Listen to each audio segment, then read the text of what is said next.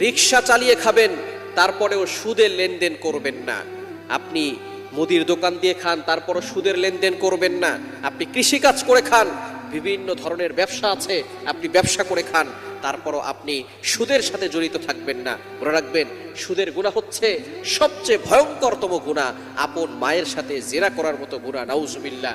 এই গুনাহ থেকে হেফাজত থাকতে হবে। মনে রাখবেন, রিজিকের মালিক কিন্তু আল্লাহ। রিজিক নিয়ে আপনি টেনশন করবেন না। আল্লাহ তাআলা পাখিকে রিজিক দান করেন। বিশাল বড় বড় তিমি মাছ আছে সাগরের ভিতরে, এক বেলা কয়েক টন করে খাবার খায়। এই তিমি মাছ তো কখনো সুদ খায় নাই, কখনো ঘুষ খায় নাই। আমি আপনি আশরাফুল মাখলুকাত, আমাকে কেন সুদ খেতে হবে, আমাকে কেন ঘুষ খেতে হবে? আসুন, সুদের কারবার ছেড়ে দিয়ে পরিশ্রম করে টাকা অর্জন করে হালাল খাবার খাই। হারাম লক্ষ টাকার থেকে হালাল 5 টাকা হাজার নয় কোটি কোটি গুণ বেশি উত্তম। প্রতিদিন আপনার গোশত দিয়ে ভাত খেতে হবে না, আপনি আলু ভর্তা দিয়ে ভাত খান, ডাউল দিয়ে ভাত খান, তারপরও হালাল খাওয়ার চেষ্টা করেন, সুদের লেনদেন করতে যাবেন।